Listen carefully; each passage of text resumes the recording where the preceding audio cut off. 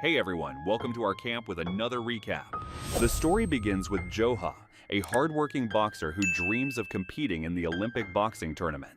Every day he spends long hours training at the gym, and afterward he distributes flyers to make a living. But one day, during practice, he loses control and badly beats up one of his teammates, and that gets him kicked out of the gym. And then there's Jinte, an autistic prodigy who can't be away from his phone even for a second. Every day, he goes to church with his mother in Suk, plays the piano there, and stays completely unaware of his mother's financial troubles with their landlady. The night Joha is expelled from the gym, he meets up with one of his friends. They go to a small restaurant to blow off some steam. But when he sees Insuk, one of the waitresses there, he freezes and quickly leaves the place. Insuk immediately follows him outside. When she catches up and looks closely at him, she's certain it's her eldest son. After finishing her shift, she sits down to talk with him, asking about the 10 years she hasn't heard from him. But Joha, still hurt and angry, refuses to answer. Drunk and frustrated, Joha leaves the restaurant and gets into a car accident. That same night, he wakes up in the hospital. The next day, once he's feeling better, an expensive car shows up to pick him up and takes him to a huge, luxurious mansion. When he walks in, he realizes it belongs to the same girl who hit him with her car. A housemaid shows him to the dining table, but the lady of the house starts mocking him, saying he's a scammer who threw himself in front of her daughter's car just to get money from them. Her daughter tries to defend him, but it doesn't help.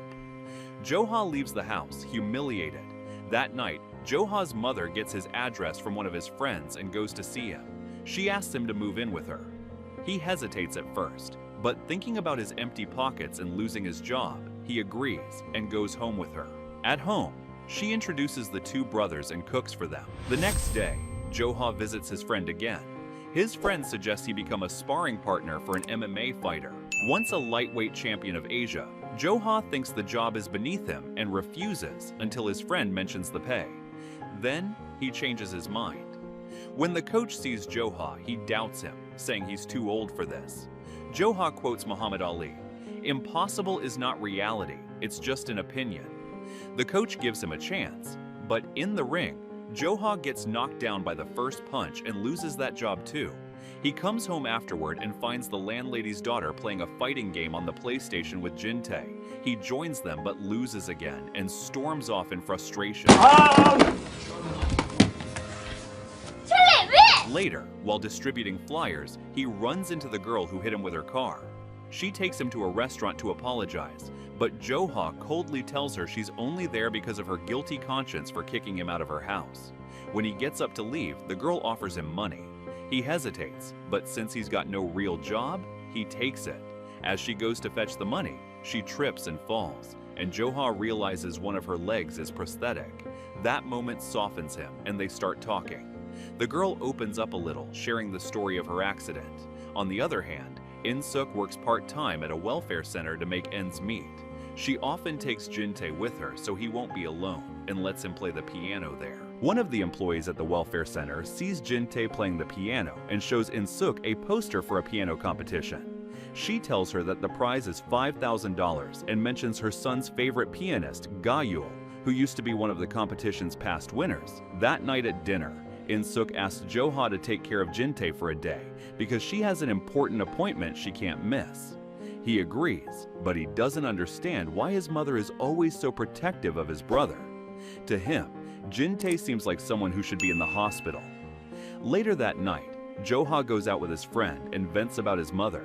He complains that she abandoned him when he was a kid, and with his father in prison, he basically grew up like an orphan. His friend reminds him that it was his father who used to beat them and was always drunk, and that it wasn't his mother's fault.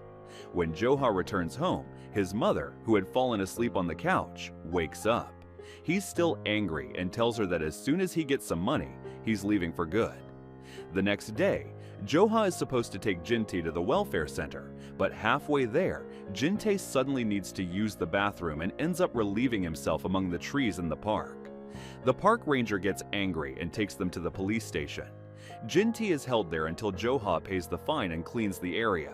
They waste so much time that they can't make it to the center, so they head home, where their mother is already worried. When she finds out they were at the police station, she gets furious and scolds Jo-ha before even hearing what happened. He storms out. But once Jin-tae explains, she immediately regrets it. Still fuming, Jo-ha goes to the fight and releases all his anger on his opponent. Memories of his father's beatings flash through his mind. Meanwhile, In-suk remembers the time she was beaten so badly that she tried to take her own life but survived.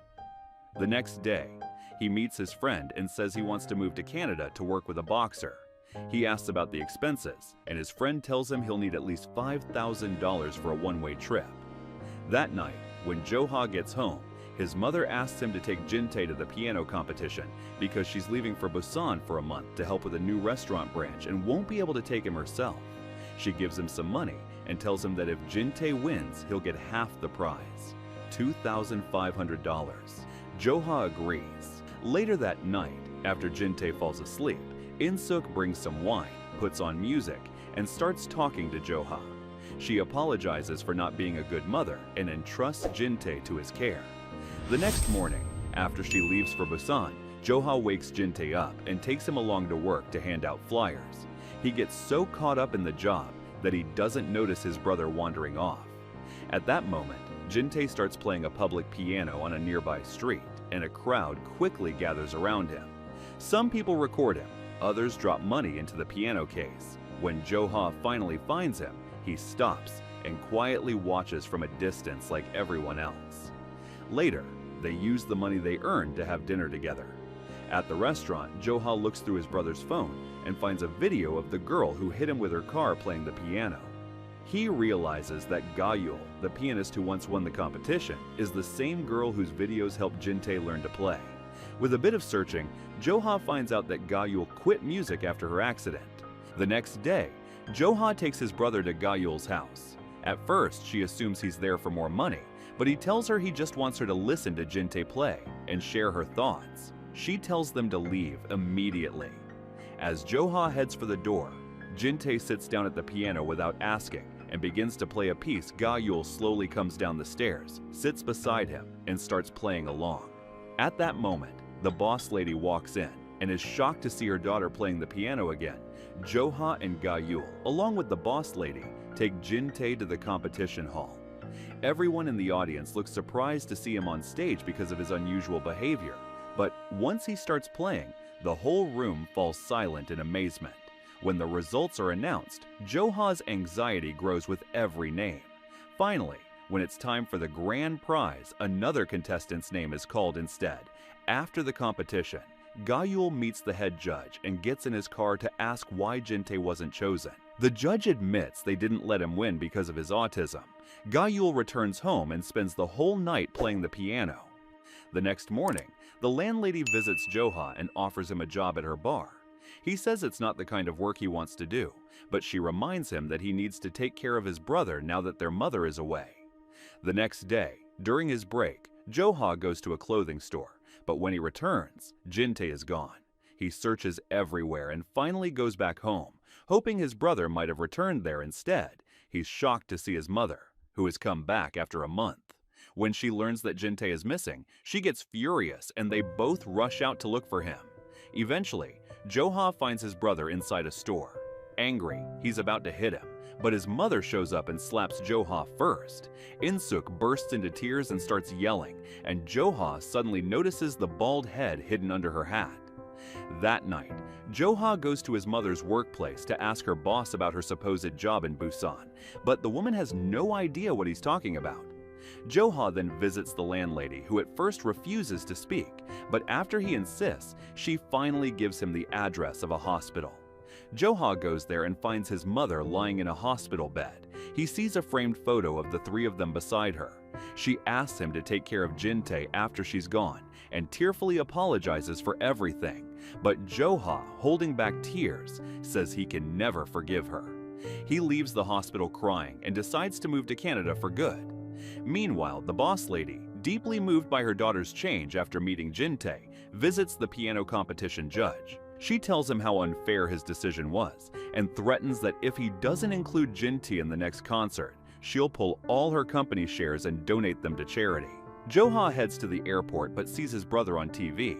being interviewed before performing at a major piano concert that night. Jin-tae repeats a quote from Muhammad Ali, the same one Jo-ha always used to say. Jo-ha rushes back to the hospital, picks up his mother, and takes her to the concert hall. When Jin-tae walks on stage, the audience laughs at his awkward behavior at first, but as soon as he starts playing, the laughter fades. Everyone watches in awe, and when the performance ends, they all rise to their feet, applauding. Suddenly, his mother's condition worsens, and Jo-ha rushes her back to the hospital. Day by day, her health declines, and in her final moments, she asks Jin-tae to always listen to his older brother before passing away that night. Jo-ha arranges her funeral. During the ceremony, Jin-tae disappears again, but this time, Jo-ha knows exactly where to find him. He discovers Jin-tae playing the public piano in memory of their mother. Thanks for watching. If you liked the video, you know what to do.